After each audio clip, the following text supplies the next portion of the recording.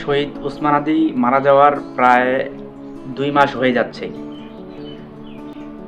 আসলে আমরা তো ভুলেই গিয়েছি যে শহীদ ওসমান হাদি নামে কেউ আছে। হয়তো আমার ভিডিওটা সামনে চলে আসলো, তার জন্য আর কি ওসমান হাদি ভাইয়ের নাম মনে পড়লো।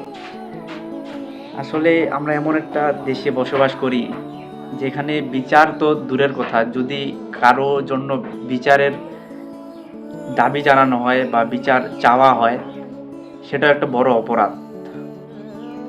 এখন ওসমান হাদি ভাইয়ের জন্য জাবের ভাই প্রায় 2টা মাস ঢাকায় অবস্থান করতেছে।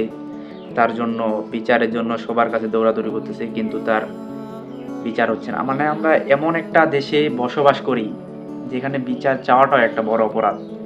এখন তার স্ত্রী পর্যন্ত মাঠে অবস্থান করতেছে শহীদ ওসমান হাদি ভাইয়ের, কিন্তু তার বিচারের কাজের কোনো কিছু হচ্ছে না। জাতিসংঘের কাছে যদি এটা হস্তান্তর করা হয় তাহলে কিছু একটা হয়তোবা হতে পারে।